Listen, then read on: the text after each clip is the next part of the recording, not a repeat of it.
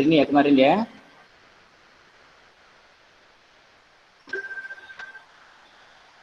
Betul ya? Iya. Iya, Pak. Oke, kita lanjut ulang aja. Ini pengamat A diam di tepi jalan mengamati mobil B yang bergerak dengan kecepatan VBA. V terhadap A namanya VBA. Kemudian dengan kecepatan 0,8 C. Di atas mobil B, C menembakkan partikel dengan kecepatan 0,6 C terhadap mobil. PC terhadap mobil itu C. 0,6 C. Berapa kecepatan partikel yang ditembakkan oleh C terhadap A? Oke, lanjut. Menurut teori relativitas Newton, maka VCA sama dengan VBA ditambah VCB. VBA-nya tadi 0,8 C, kecepatan mobil terhadap pengamat A itu 0,8 C, kecepatan partikel yang ditembakkan oleh C terhadap B itu 0,8 dan 0,6 C dijumlahkan 1,4 C. Nah, dari hasil penjumlahan yang diperoleh, kecepatan relatif ini yang lebih besar dari kecepatan cahaya. Ini bertentangan dengan eksperimen. Kenyataannya nggak ada. Oleh karena itu, penjumlahan relativistik Newton tidak berlaku ketika bendanya bergerak mendekati kecepatan cahaya. Nah, dan penjumlahan relativistik menurut Einstein, ya, VCA sama dengan VBA ditambah VCB dibagi 1 min VBA kuadrat. VBA dikalikan VCB dibagi C kuadrat. Ada faktor ini. Nah, kalau kita masukkan VCA-nya, VBA-nya 0,8 C, VCB-nya 0,6 C dibagi 1 plus VBA-nya 0,8 dikali VCB-nya 0,6 dibagi C kuadrat, dapatnya 0,95 C. Ini penjumlahan kecepatan relativistik menurut Einstein. Kalau bendanya bergerak dengan kecepatan kecil, sangat kecil, berlaku enggak? Ya tetap berlaku, karena nanti kalau misalnya bendanya bergeraknya 10 meter per sekon dibagi C kuadrat itu dianggap 0. Berarti tinggal VBA ditambah VCB dibagi 1. Berarti sama untuk benda berkecepatan kecil, hukum penjumlahan relativistik Newton dan Einstein bisa berlaku. Contoh soal, pesawat angkasa P berkecepatan 0,9 C terhadap bumi. Apabila pesawat angkasa X bergerak melewati P dengan kecepatan relatif 0,5 C terhadap pesawat P, berapakah kecepatan pesawat X terhadap bumi? Oke. Kecepatannya bisa digambarkan gini, ini ada bumi, ini pesawat P, ini pesawat Q. Pesawat P dilihat dari bumi bergerak dengan kecepatan VPB 0,9 C.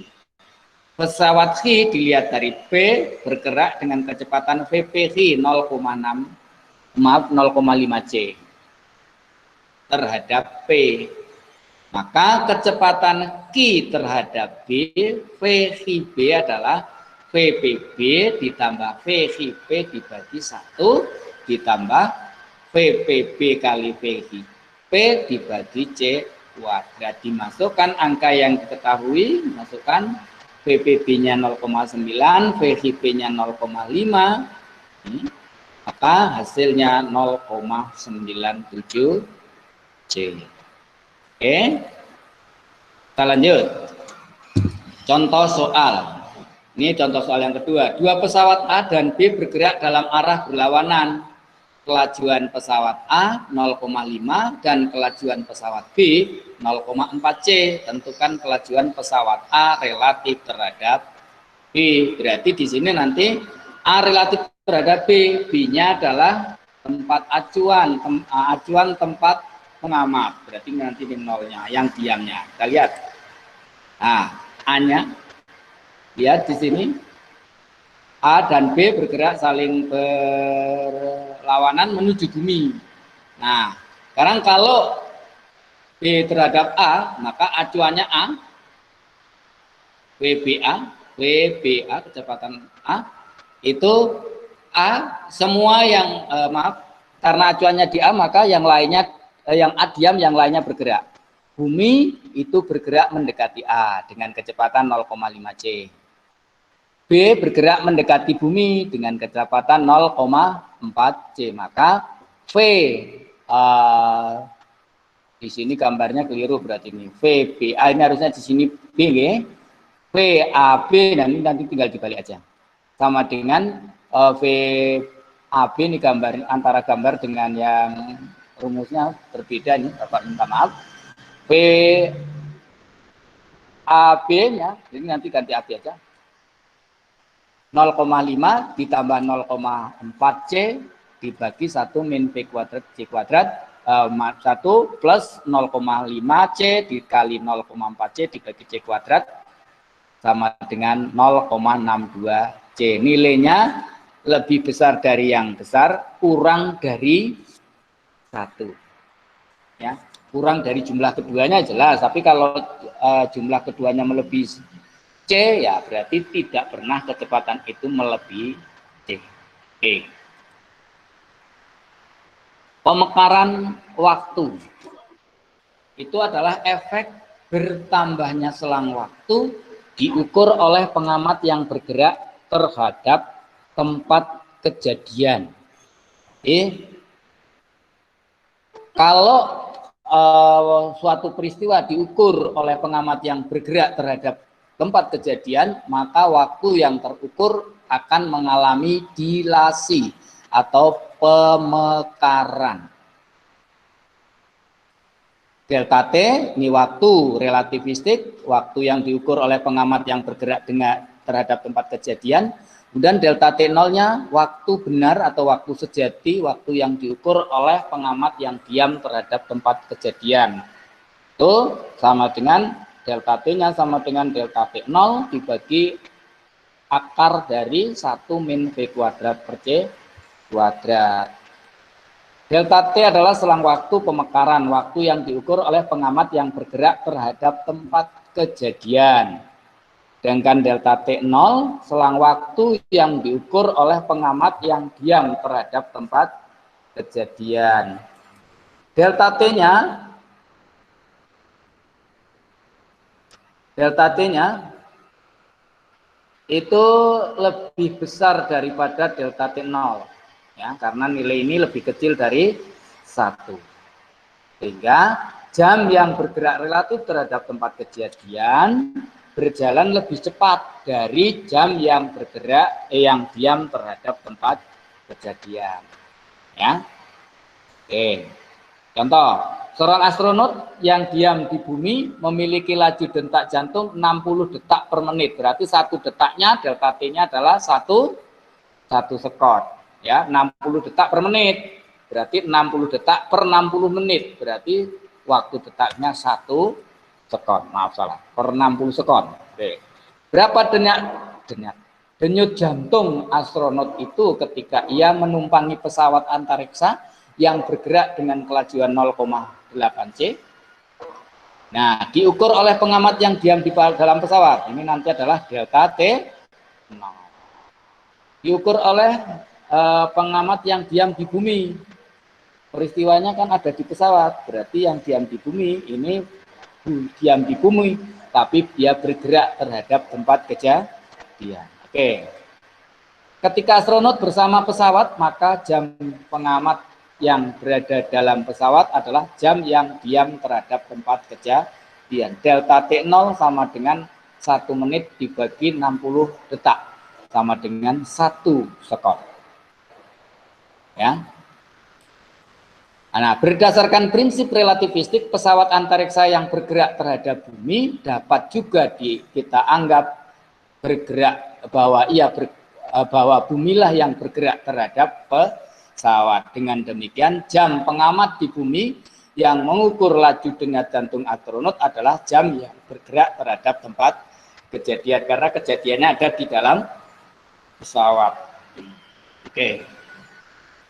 Oleh karena itu, jam pengamat di bumi mengalami pemuluran waktu atau dilasi waktu, sehingga delta T-nya sama dengan delta T0 dibagi akar 1 min V kuadrat per C kuadrat. Delta T0-nya 1 sekon, nah dimasukkan V-nya 0,8 C kuadrat, karena dapatlah 1,67 sekon. Jadi menurut pengamat yang ada di pesawat, dia berdenyut jantungnya itu 1 sekon, tapi menurut pengamat yang ada di bumi yang bergerak terhadap tempat kejadian, denyut jantungnya 1,67 sekon. Kita menganggapnya lebih lambat, tapi sebenarnya bukan lebih lambat detak jantungnya, tapi jam kita yang bergeraknya lebih cepat. Oke, harusnya masih 1 sekon, kita sudah 1,67 sekon. Oke, contoh soal. 2 orang saudara kembar A dan B berusia 20 tahun. A melakukan perjalanan ke suatu bintang yang berjarak 5 tahun cahaya dengan kecepatan 0,8 C. Sesampainya di bintang tersebut, A langsung kembali. Berapa umur mereka pada saat bertemu? Oke, menurut mereka masing-masing.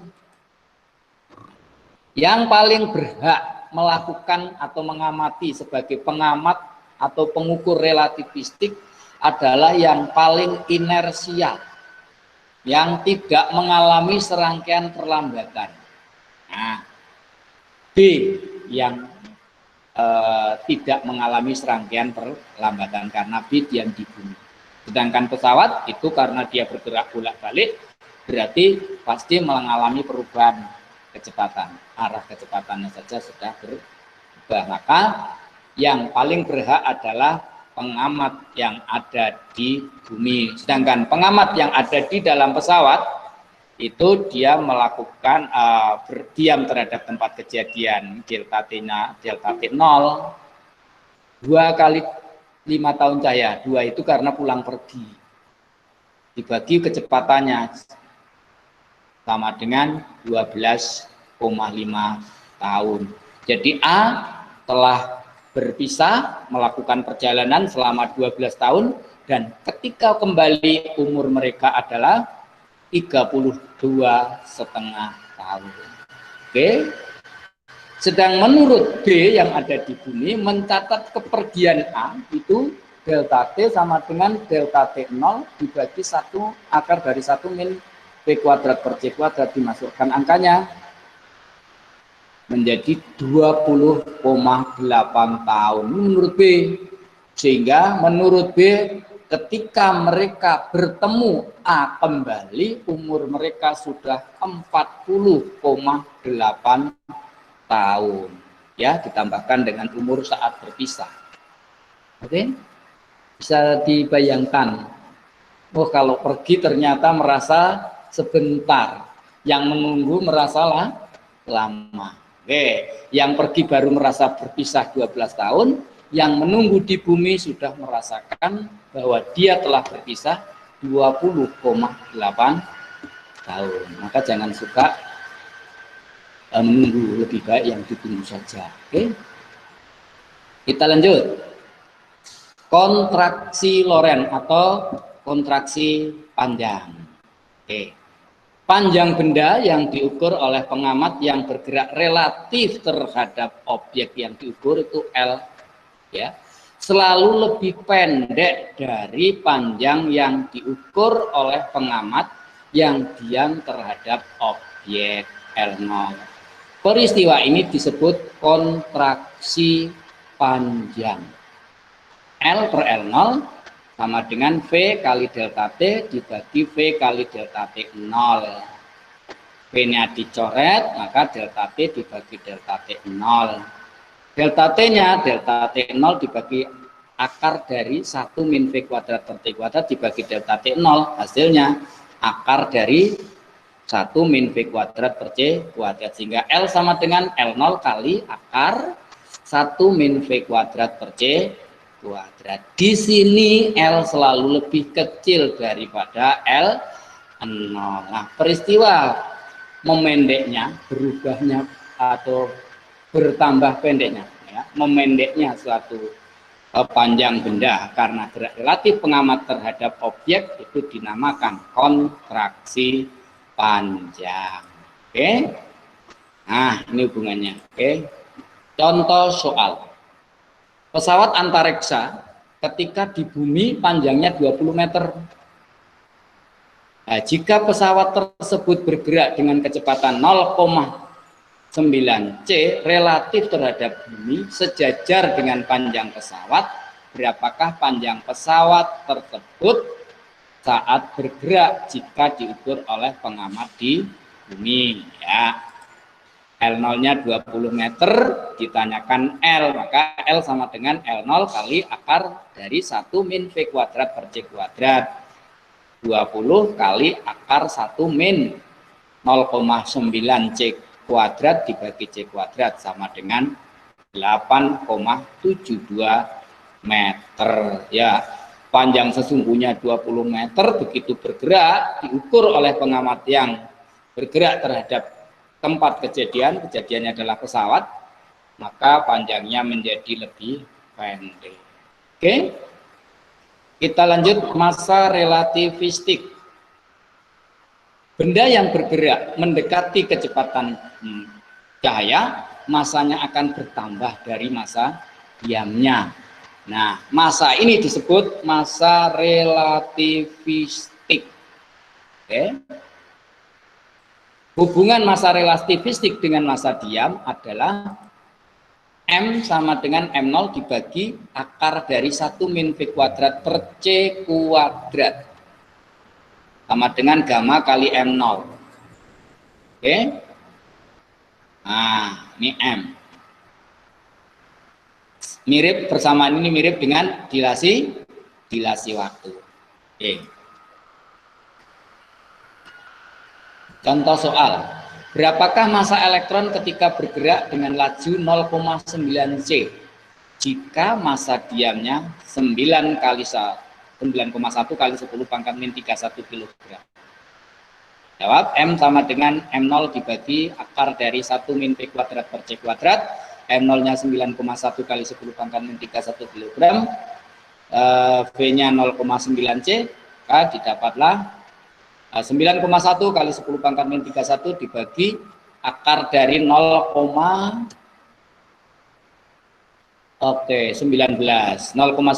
ya 0 kalau dekat dengan 0,16 kan, 0,16 itu 0,4, kalau di akar maka ini 0,4 lebih. M sama dengan 9,1 kali 10 pangkat min 31 dibagi 0,4 lebih, nah kira-kira jadi 20,7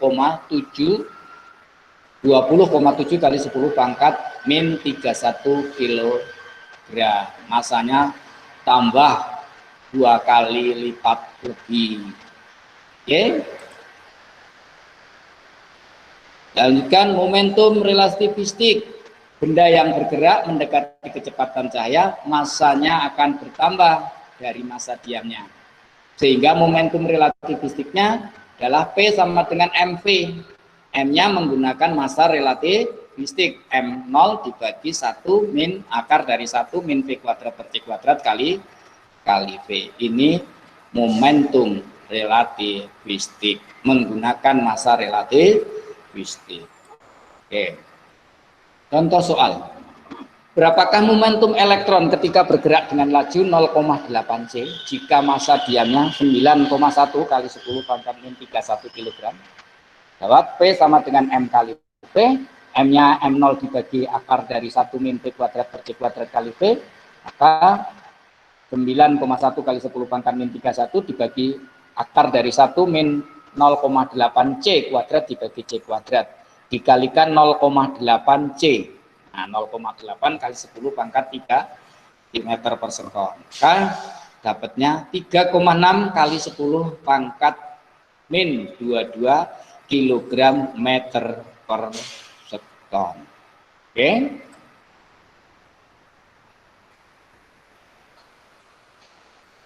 Selanjutnya, energi kinetik relativistik.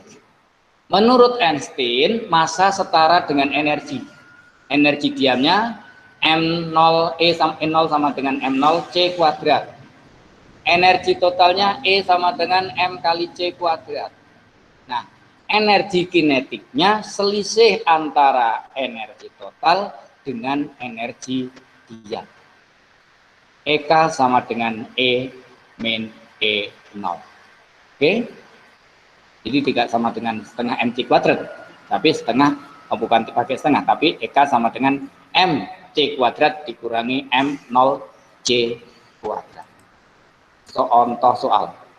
Sebuah elektron bergerak dengan laju 0,8 C. Jika massa diamnya 9,1 kali 10 pangkat min 31 kg, tentukan energi diam elektron, energi total elektron, dan energi kinetik relativistik.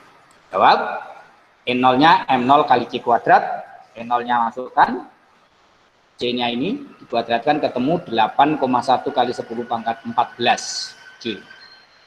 Energi totalnya E sama dengan MC kuadrat, M-nya ini dimasukkan, maka didapat telah dihitung 13,7 kali 10 pangkat min 14 Joule atau 1,3 kali 10 pangkat min 13 Joule. Energi kinetiknya selisih antara energi total dan energi diam, sama dengan 5,6 kali 10 pangkat min 14 Joule. Oke? Oke, demikian perjumpaan kita untuk kegiatan pembelajaran teori relativitas khusus. Terima kasih. Kita akan keluar.